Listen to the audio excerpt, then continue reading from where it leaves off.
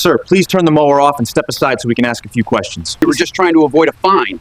I didn't violate any rules. I was just helping a black man mow his lawn for free. Marcus had called me that morning because the city had sent him a notice warning that if the grass wasn't cut soon, a fine of $300 would be charged. A sum that, for someone like him, meant choosing between groceries, bills, and survival.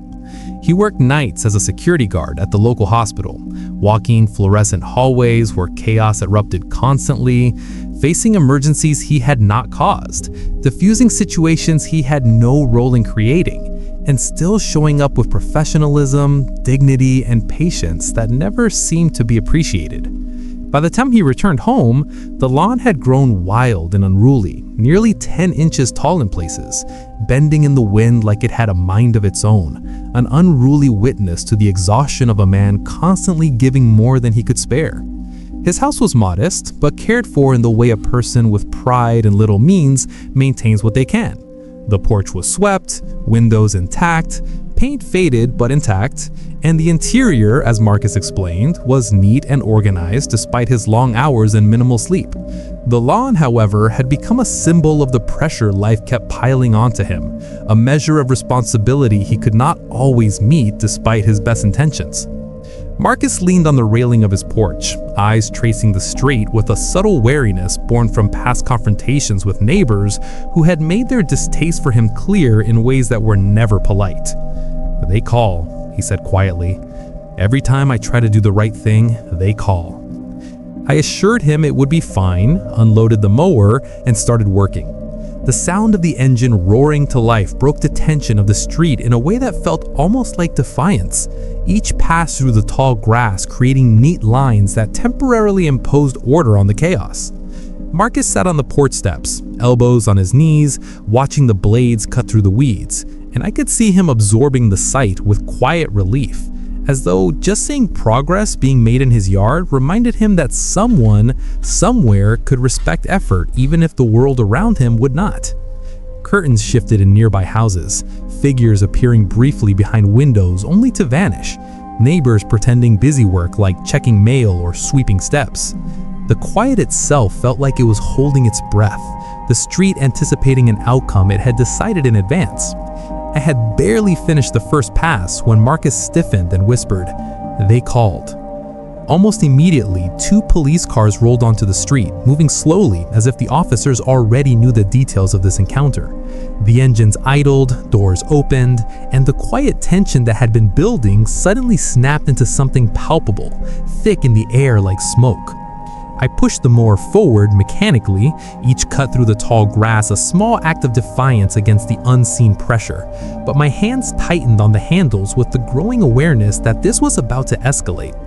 The first officer approached Marcus, calm, professional, but carrying the weight of bureaucracy with him. "Sir, we've received a complaint that you are interfering with your neighbor's property. You need to come with us." Marcus blinked, his disbelief almost visible. "Interfering? This is my property. I haven't interfered with anyone. I'm just cutting my own lawn. I'm just following the city notice." "We understand, sir," the officer replied, almost rehearsed, "but a complaint has been filed and we must follow procedure. You need to come with us. Everything can be explained at the station." Marcus's hands went to his hips, a combination of exhaustion, anger, and frustration evident. "I work nights at the hospital. I've served my city and followed the rules my entire life. I pay taxes, I follow every law, and now I'm being removed from my own property for doing exactly what the city told me to do." Another officer stepped forward, gesturing gently but firmly. "Sir, we're not disputing your intentions, but the complaint exists. Please come peacefully. You will have the opportunity to explain everything at the station." Marcus swallowed hard, his voice shaking but strong with quiet indignation. "You don't understand. I've been treated unfairly before. My neighbors have made it clear they don't like me. It's because I'm black. They've tried everything to make me leave, to make me feel unwelcome in my own home. I've lived here, worked nights, paid my taxes, served the public. This lawn, it's just grass. It's not harming anyone. But now they call the cops and I'm the one being punished." I kept mowing, the steady rhythm of the blades slicing through grass, the vibration beneath my hands grounding me in what little control I still had. Marcus continued, louder now, desperation creeping in. I served in the army, retired, 35 years old, spent my nights protecting others, and now I'm being treated like a criminal in my own yard. The officers remained calm, professional, and unyielding. Sir, please step down from the porch. Resisting will only make the situation worse. We have to follow the complaint. You'll have your chance to explain everything at the station. Let's go peacefully. Marcus's fists clenched. He glanced down at the mower and the grass he had tried to tame, the tall, untamed green acting as a monument to the struggle and injustice that had defined his life in this neighborhood. This isn't just about a lawn, he shouted.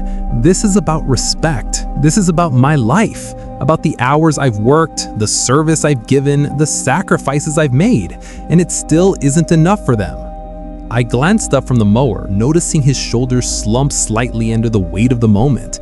The quiet dignity he had carried now mingled with frustration, exhaustion, and helplessness. The first officer placed a firm hand on his shoulder. Sir, we understand, but procedure is procedure. You need to come with us. You'll have your chance to explain everything at the station. Let's go peacefully. Marcus shook his head, eyes sweeping across the yard, the 10-inch grass standing as if in silent protest, and finally nodded, his pride and fatigue warring for control. Fine, he said, voice low but filled with a simmering anger. But this is wrong. Every rule, every law, every procedure is being twisted to make someone like me suffer. The officers gently guided him toward the patrol car. I continued mowing for a few moments, the blades whirring as though trying to carve a sense of order out of chaos. But even as I worked, the reality settled over me. The lawn would remain uncut, Marcus would be taken, and his dignity, long maintained against the pressures of the world, had been temporarily stripped away by bureaucracy, prejudice, and the quiet enforcement of rules used as instruments of power rather than justice. Finally, I shut off the mower. Silence fell over the yard. Marcus had been handcuffed and escorted away. The officers' movements were calm, professional, and detached, almost as though they had performed this procedure hundreds of times. The street watched silently, some hidden behind curtains, some openly observing, but no one stepped forward. The 10-inch grass stood unmoved, a silent witness to the events that had transpired. I stepped back, letting the mower cool, my hands still gripping the handles with a tension that would not soon release. Everything Marcus had tried to accomplish in that morning, the mowing, the attempt to follow the city notice, the act of maintaining his home, had been interrupted, overridden by forces beyond his control, and documented in a quiet memory as injustice carried out openly. The yard remained wild, untamed, and symbolic of the day's events, proof of a battle fought but lost.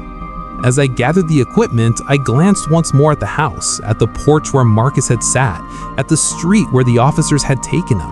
It was a scene of quiet tension, ordinary yet extraordinary in its implications, a story about effort and dignity thwarted by forces that claimed to protect but often punished. I walked away slowly, the mower humming softly in the background, leaving behind the lawn that would not be cut, a man taken from his home, and a story that was far from over. If you want me to bring Marcus back from custody and fight for him, subscribe and write subscribe in the comments so I know you're with me.